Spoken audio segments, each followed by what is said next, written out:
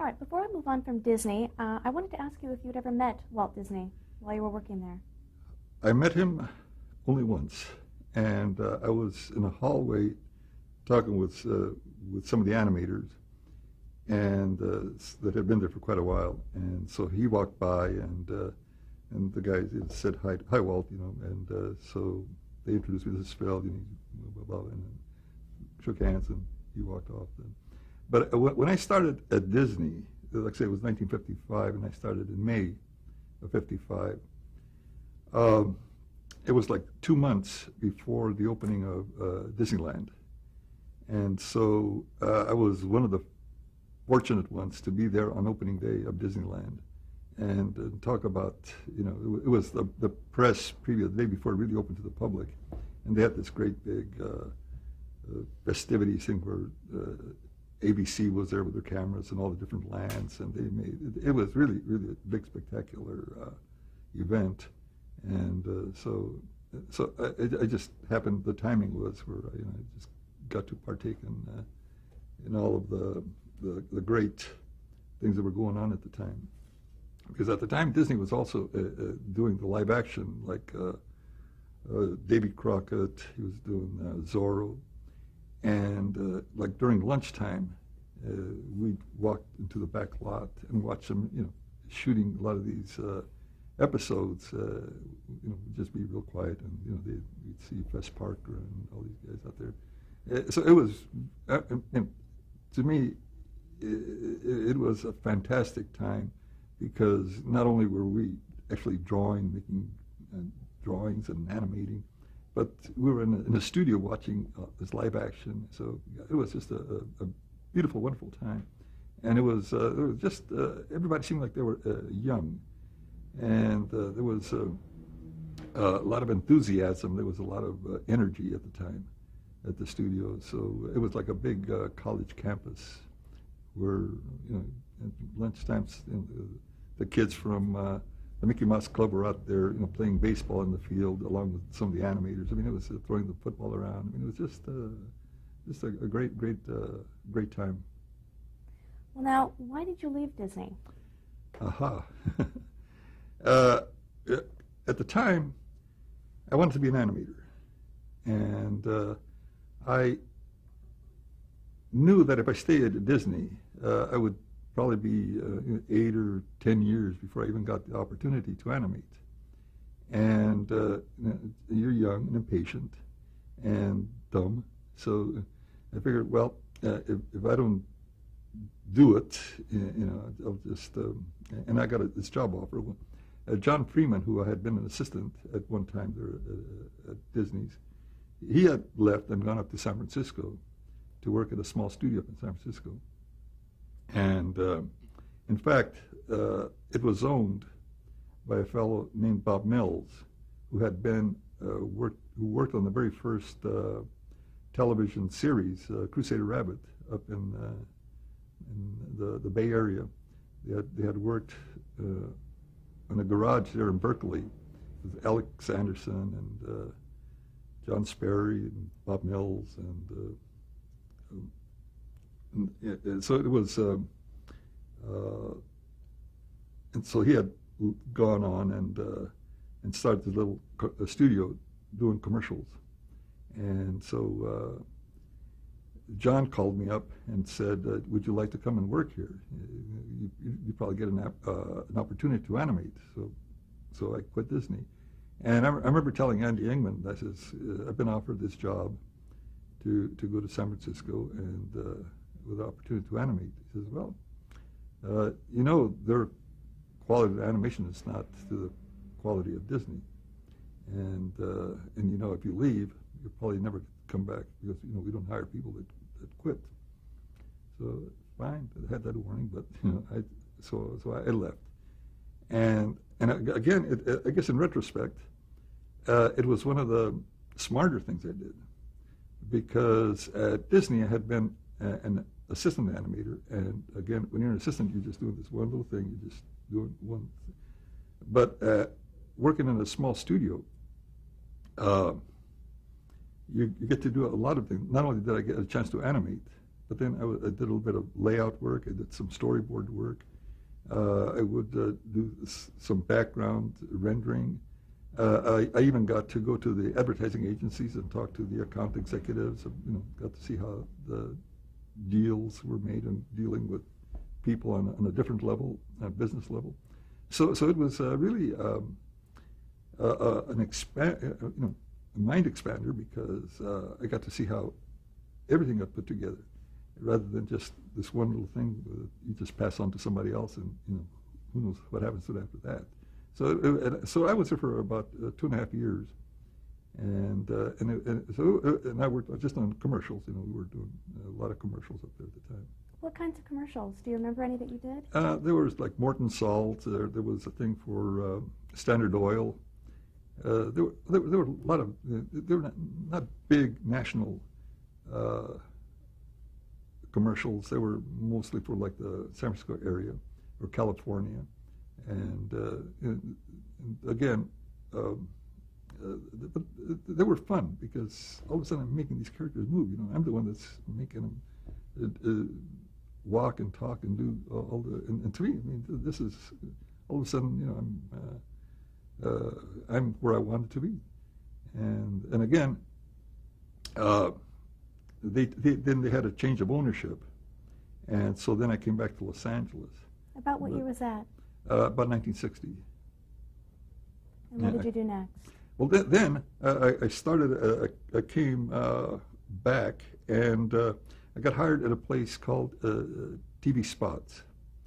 And at that time, again, there were a lot of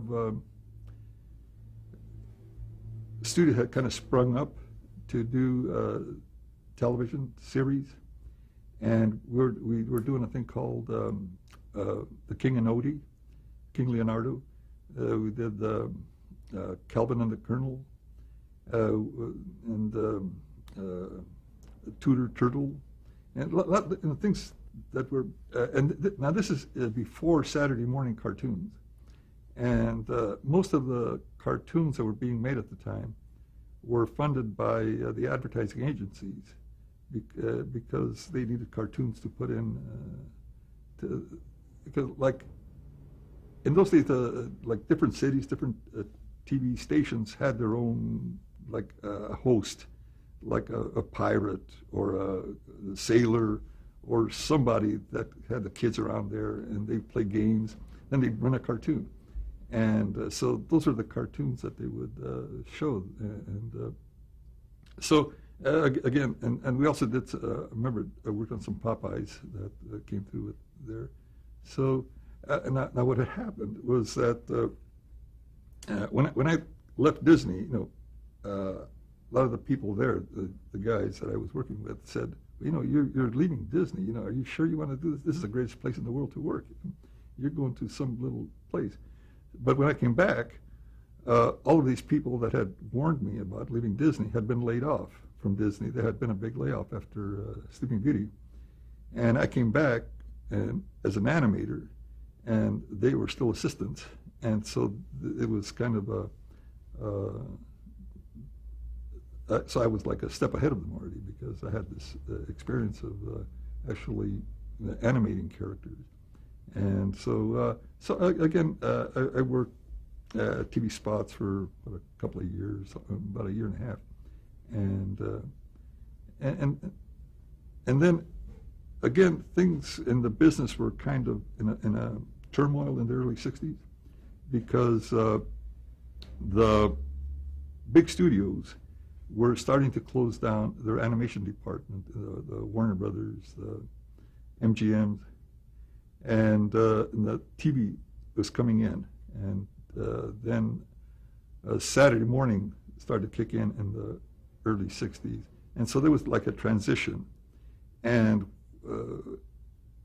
so there were some layoffs and kind of slowed for a while, and then once it kicked in the television, it just grew.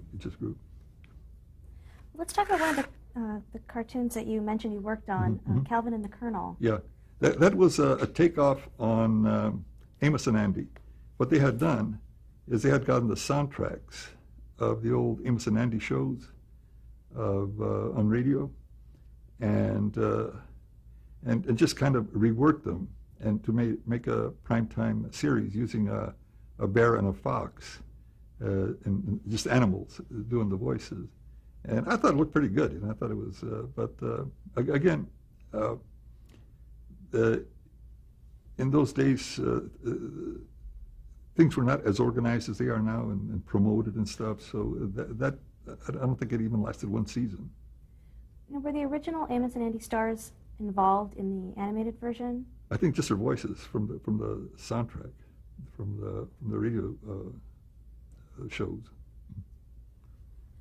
Let's talk about a project you mentioned earlier, The Incredible Mr. Limpet, oh, yes. in 1960. Yeah.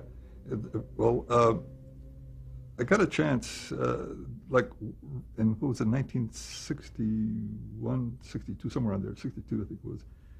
Warner's was almost closing, but they had this one project that they were doing, and it was The Incredible Mr. Limpet. And a friend of mine, Harry Love, was like in charge of production there, and he says, "Phil, you want to come and work over here?" And sure, work on a feature. And again, it was not only was it animated character, but it was live action, combining animation with live action. And I think that gave it a different kind of a challenge, because to put an animated character into a live world was, like I say, a challenge. How was that accomplished? Not too easily. But again, like in the areas where the fish was in the water and where his head was poking out, talking to the character, what they did, they put a ball in the water, and because you have to register to the water where the fish line it meets the water, and so we got those rotoscopes of the registration, and then just fit the fish in there, so it looks like he's actually in the water, kind of floating, and the water goes up or down, so I mean, little tricks like that. And so again, in those days, it was before the computers where you could do the compositing with the new technology. In those days, you had to do the opticals, which was a little bit more complicated. But again, I mean, the effect was there, but it was just more primitive technology. Now, in terms of creating a character, how were you able to incorporate Don Knotts' physical features onto a fish? Well, that's part of the design. They had a great design team, and I forget who the designer on that show was, but again, you do a caricature. You just do a takeoff on his most prominent features, and I think it worked beautifully. Especially with Don doing the voiceover. Well, now let's talk about in 1963 you joined MGM. Right. How did that come about? I had been working, just going from one studio to another, doing commercials, kind of freelancing. And I'd worked with Benny Washam. And Benny Washam, like I said earlier, had been one of Chuck Jones' animators back at Warner Brothers. And so Benny and I got to be pretty good friends. And he was a real, one of the top animators. I mean, I thought he was compared with any of the Disney animators in the kind of quality that he did. And one of his claims to fame was that he, on Bob's Big Boy, he designed the little character, the boy that they're holding. He did the design because he had worked with Bob Wyans, I think that's the name, the guy that created Bob's Big Boy.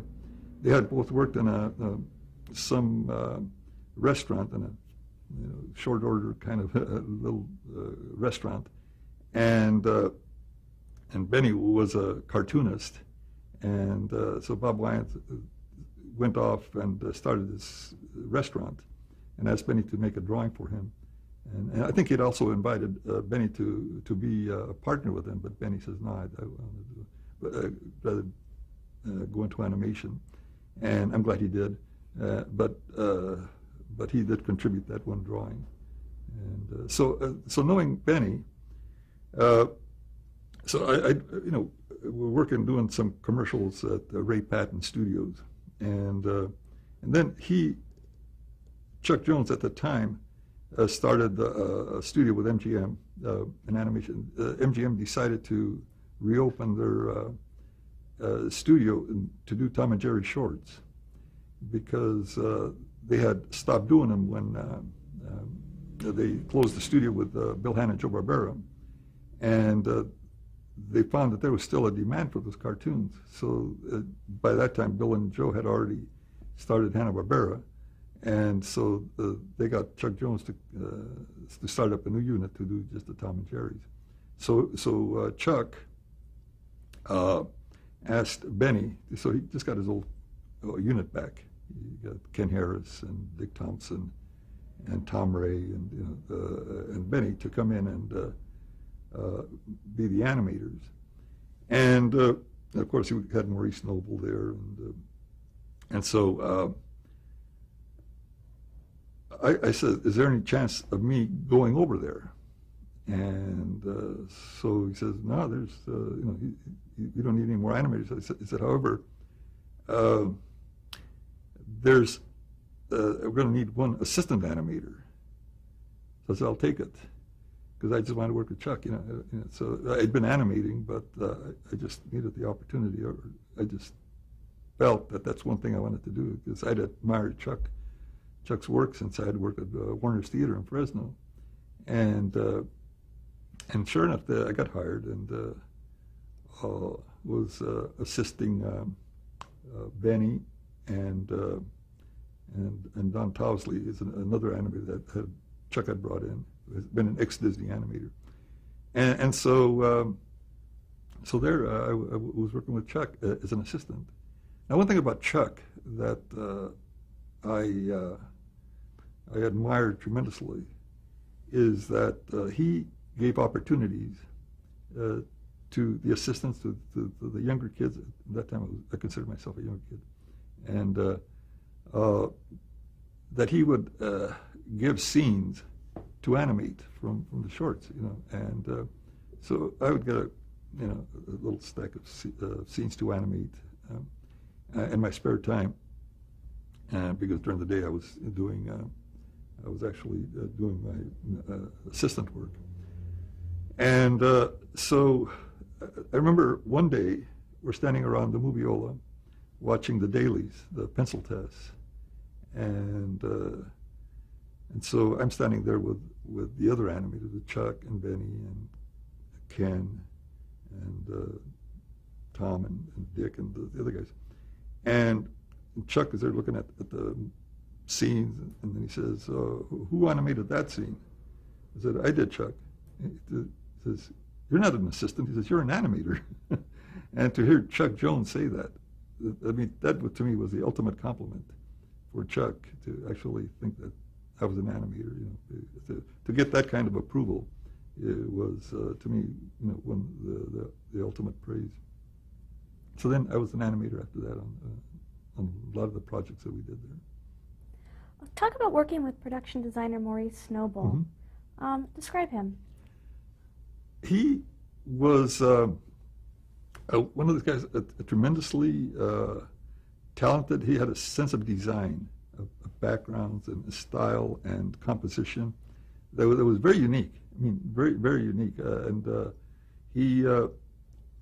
Chuck left a lot of those designs. Chuck, his way of working was, it's a system that I used later on when I started directing, is he would go through every scene and make a drawing, poses of several poses in each scene of attitude and expressions and size and composition, just of the character. Then you kind of make kind of a little squiggly drawing of the background or whatever, and Maurice would get that and make his beautiful designs to kind of bring the whole scene to life.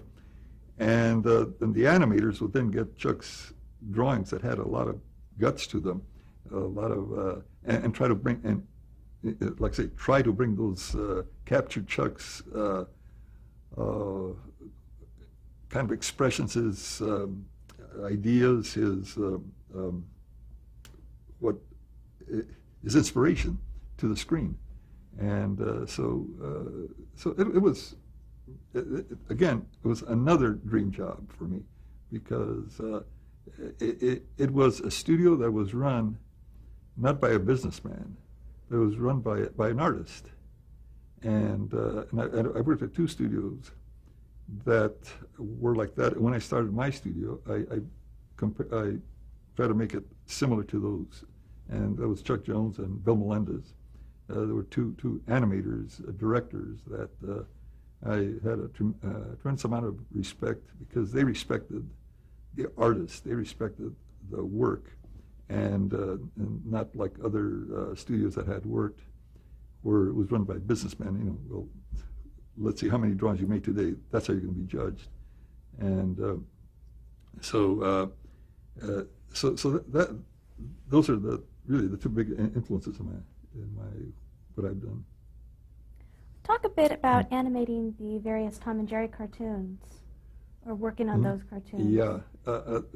One of the things was Chuck did like his own take on Tom and Jerry, and again bringing his experience from doing the Roadrunner and Tom and Bugs Bunny and those, and again. One thing that I liked about it was that the full animation, a lot of energy, a lot of the timing that I get to study Chuck's sense of timing, a sense of setting characters up, and payoff gags and that kind of stuff. And so that to me was what I enjoyed is what I learned from Chuck is and getting these 2 different characters, one the little guy and one the big guy, and who just cannot catch the little guy. It's the little guy always, and if you look at the cartoons, it's just a series of gags, and so after the last gag, that cartoon ends. But it's there's no beginning or middle or end. You kind of set it up like one. Challenge, and then you try to top that one and top that one and top that, and then you have a little payoff, and that's the end of the cartoon. But so that's kind of cartoons that I really enjoy working on, and there's not too many of those being made anymore. Well, in 1965, with MGM, you helped work on the animated short, The Dot and the Line. Oh, yeah. Describe that project. Again, that to me, because that was a book. It was a book by Norton Juster, and it was a very simple book because there was a line and a little dot and a squiggle, and how can you tell a story? It was a little thin book, but again, this is what I enjoy about this business. You get these different talents. You get the Chuck's talent of telling a story. You get Maurice's design style, and you get a good story, and all of a sudden these characters become alive. It's a little dot. All of a sudden you care for that little dot. This line, just a line. It's just a straight line. All of a sudden you care for that line because he can't get this. He's in love with this circle and can't get it. And again, but it was done in style and very classy. And again, I think I animated the only scene in that picture that it has like a character where the line becomes like a character that's kind of bouncing the ball around. And but again, it's just a different challenge because you're used to drawing characters that you can put expression on their faces and this and that, but all of a sudden you have a different challenge. How do you give personality to a little line, or a dot? And but again, it's all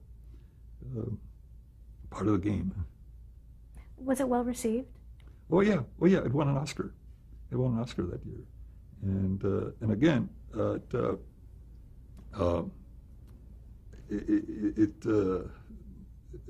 it continues to be popular. I keep, because a lot of cartoons kind of come and go, but that one, everybody says, "Oh, you worked on that? Really? Wow!"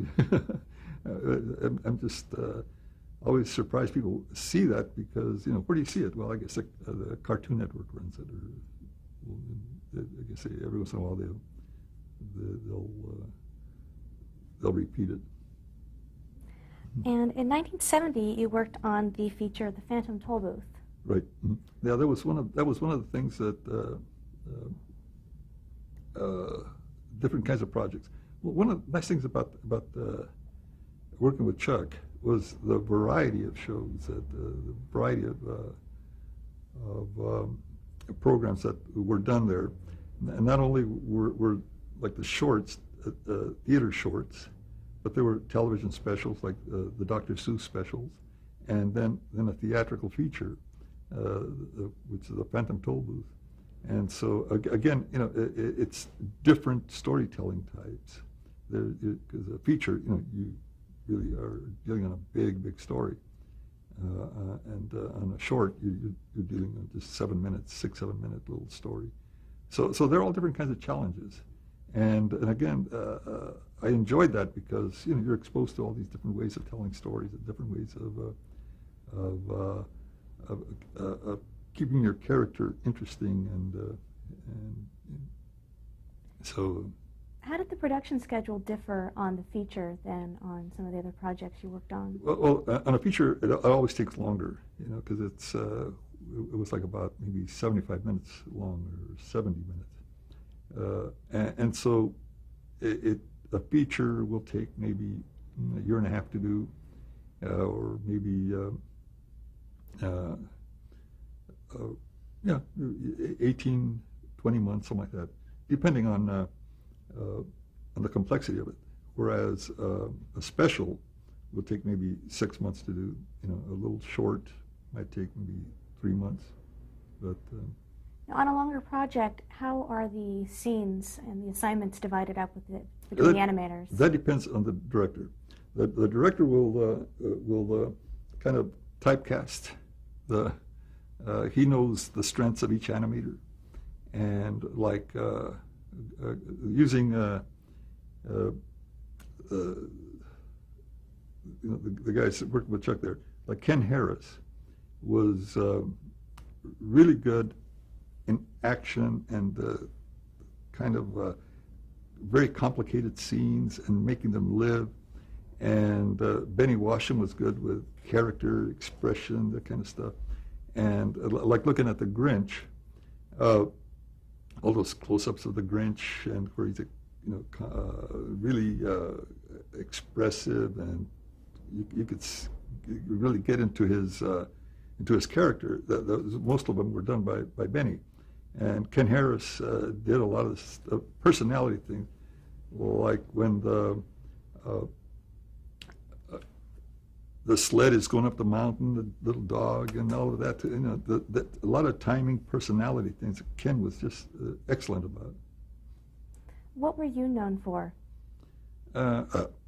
Just I don't know. I just enjoyed doing whatever they gave me. I don't know whether Chuck had that kind of a thing where because he worked with Benny and Ken for a long time. They'd been there together for a long time. So he knew them inside out. I mean, I was a young kid, so I would just get, probably scenes nobody else wanted. I don't know, but I got a variety of scenes. I mean, to me it was very, very interesting because I got to work with various characters, and it was to me it was very fulfilling.